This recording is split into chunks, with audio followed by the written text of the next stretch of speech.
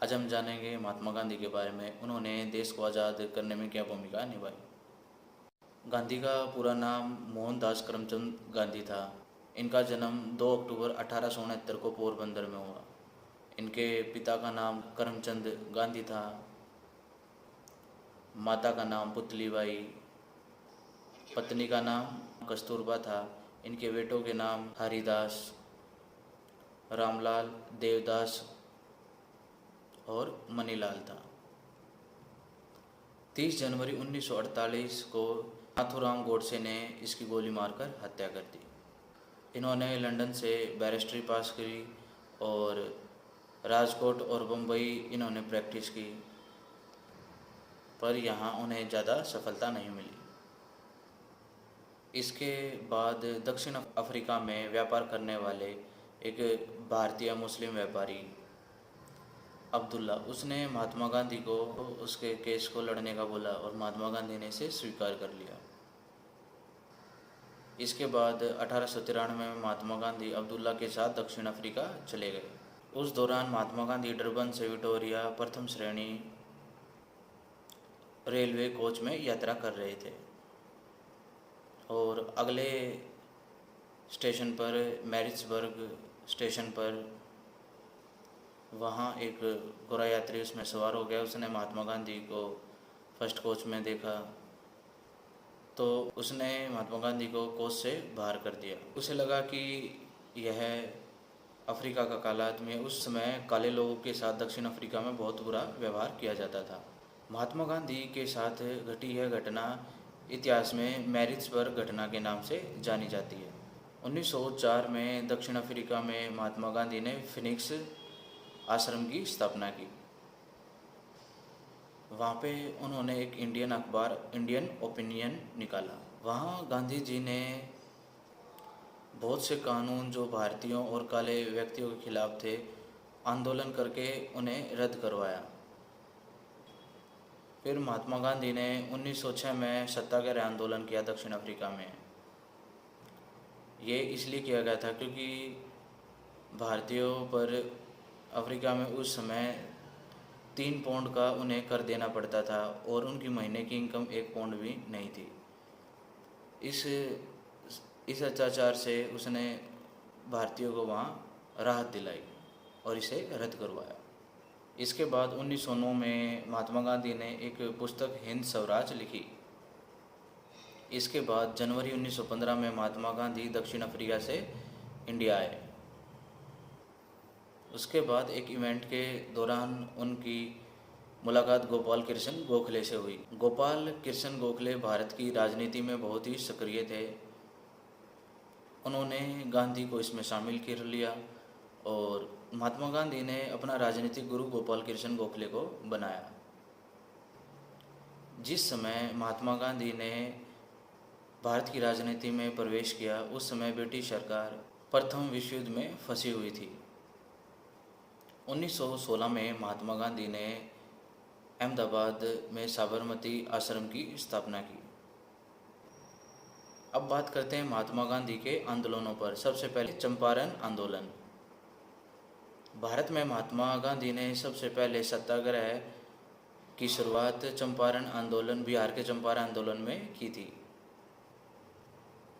क्योंकि इस समय गोरे लोग भारतीयों पर ज़बरदस्ती नील की खेती करवा रहे थे और उन पर अत्याचार कर रहे थे। इसमें गोरों ने भारतीयों पर उनकी ज़मीन पर 3/20 भाग में नील की खेती करना अनिवार्य कर दिया था और जो वो मूल्य रखते उन्हीं के हिसाब से इन्हें इसको बेचना पड़ता था।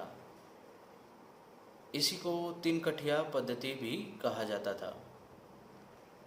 तो यहाँ महात्मा गांधी को चंपारण बुलाया था रामचंद्र शुक्ल ने, ताकि वो किसानों की मदद करें। चंपारण आंदोलन की सफलता के बाद रविंद्रनाथ टैगोर ने इन्हें महात्मा की उपाधि दी। इसके बाद 1918 में अहमदाबाद के मिल मजदूरों ने बोनस बढ़ाने के लिए मिल मालिक के खिलाफ आंदोलन कर दिया। इस आंदोलन में महात्मा गांधी द्वारा हस्तक्षेप करने के बाद कॉटन मिल के मालिक ने 35% बोनस मजदूरों को दिया। इसके बाद 1918 में ही गुजरात में खेड़ा आंदोलन हुआ। इस समय फसल बर्बाद हो गई थी और सरकार ने कर में छूट नहीं की थी। इसके बाद गांधी जी का इसमें हस्तक्षेप होने के कारण उनको कुछ समय बाद इसमें छूट मिल गई और उनका लगान माफ़ कर दिया गया। महात्मा गांधी के खेड़ा आंदोलन में सरदार वल्लभ भाई पटेल ने भी बहुत महत्वपूर्ण भूमिका निभाई थी। इसके बाद खिलाफत आंदोलन। प्रथम विश्व युद्ध के बाद तुर्की और ब्रिटेन के बीच संधि हुई। जो तुर्की का सुल्तान था उसके सभी अधिकार छीन लिए गए थे। जो तुर्की का सुल्तान था उसको पूरी दुनिया के मुसलमान अपना खलीफा मानते थे, जिससे कि पूरे विश्व में मुसलमानों की भावना को ठेस पहुंची। इस दौरान दिल्ली में खिलाफत कमेटी का गठन किया गया और इसका अध्यक्ष महात्मा गांधी को बनाया गया। और 20 जून 1920 में हिंदू और मुस्लिमों के बीच इलाहाबाद में बैठक हुई, जिसमें 31 अगस्त 1920 में खिलाफत दिवस मनाने की बात की गई।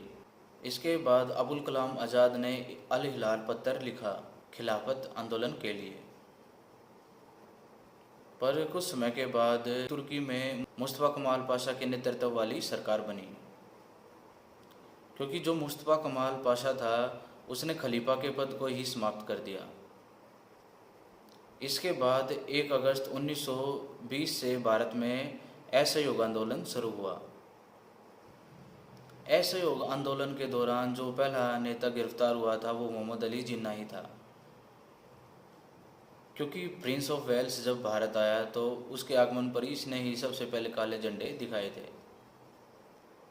इसके बाद 5 फरवरी 1922 को चोरा चोरी कांड के बाद महात्मा गांधी ने असहयोग आंदोलन को वापस ले लिया था। इसके बाद मार्च 1922 में महात्मा गांधी को गिरफ्तार कर लिया गया और अदालत ने उसे 6 साल की सज़ा सुनाई, परंतु उसका स्वास्थ्य बिगड़ने के कारण उसे 1924 में रिहा कर दिया गया। इसके बाद दिसंबर 1929 में कांग्रेस का लाहौर में अधिवेशन हुआ। इसका अध्यक्ष महात्मा गांधी को चुना गया था, परंतु महात्मा गांधी ने इसका अध्यक्ष पंडित जवाहरलाल नेहरू को बना दिया। इस आंदोलन में पूर्ण स्वाधीनता आंदोलन को बुलंद करने का निर्णय लिया गया था और सविनय अवज्ञा आंदोलन इसके बाद महात्मा गांधी ने शुरू किया। 31 दिसंबर 1929 को जवाहरलाल नेहरू ने रावी नदी के किनारे भारत का झंडा लहराया।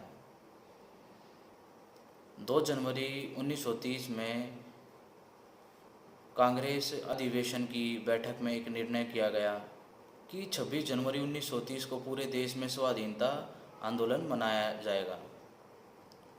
यह प्रतिज्ञा पूरे देश में 26 जनवरी 1950 तक लागू रही, जब तक भारत का संविधान पूरी तरह से लागू नहीं हो गया था। इसके बाद महात्मा गांधी ने 23 जनवरी 1930 को अपने पत्र यंग इंडिया के माध्यम से लॉर्ड इरविन और ब्रिटेन के प्रधानमंत्री डोनाल्ड के सामने अपनी कुछ मांगे रखी, पर वहाँ से कोई जवाब नहीं आया। इसके बाद 14 फरवरी 1930 को महात्मा गांधी ने सविनय अवज्ञा आंदोलन शुरू करने के लिए अपने आश्रम साबरमती आश्रम पर कांग्रेस की बैठक बुलाई।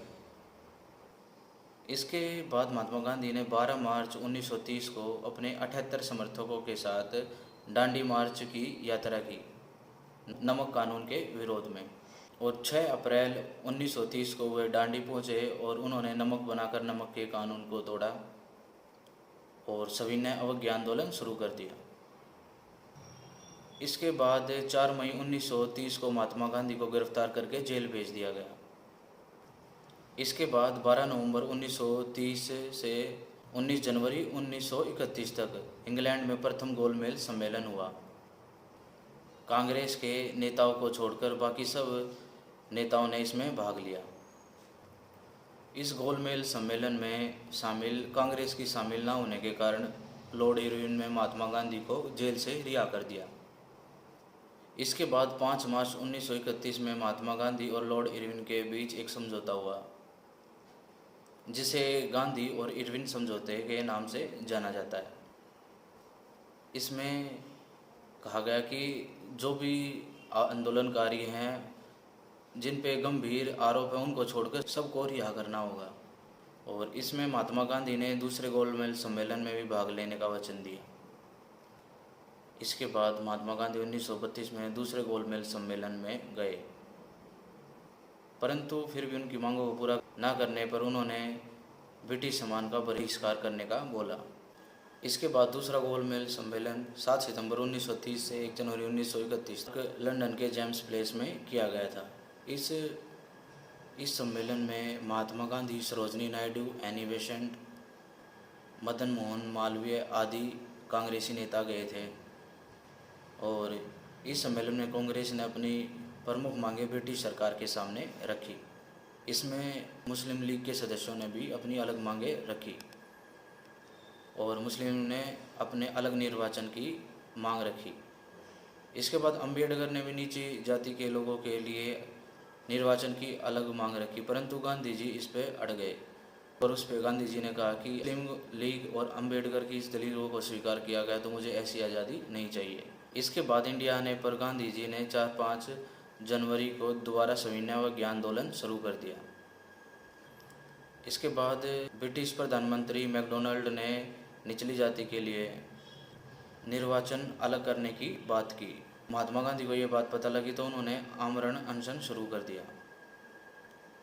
इसके बाद अंबेडकर और महात्मा गांधी के बीच 24 सितंबर या 26 सितंबर को कांग्रेस के नेताओं ने समझौता करवाया, जिसे इतिहास में पुनः समझौता कहा जाता है।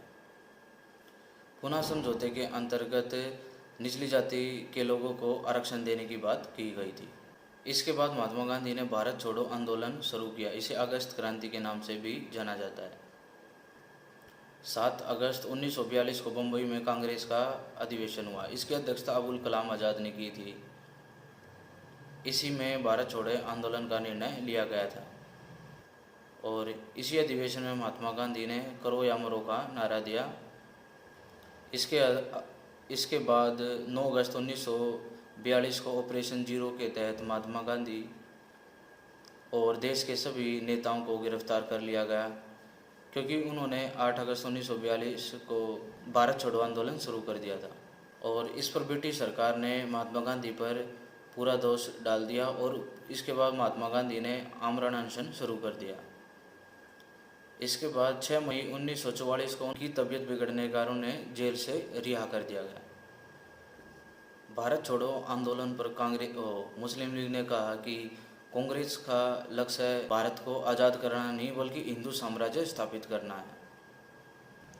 और अपने अलग देश की मांग करते हुए मुस्लिम लीग ने 16 अगस्त 1946 को डायरेक्ट एक्शन डे अपनाया। कलकत्ता और भी जगह बहुत खून खराबा हुआ और इसमें हिंदू मुसलमानों के बीच बहुत से लोग मारे गए। इसके बाद महात्मा गांधी ने हिंदू मुसलमानों के बीच रिश्ते सुधारने के लिए बहुत भाषण दिए और उन्हें भारत में रखने की मांग की। इस पर 30 जनवरी 1948 को नाथूराम गोडसे ने महात्मा गांधी को गोली मारकर हत्या कर दी।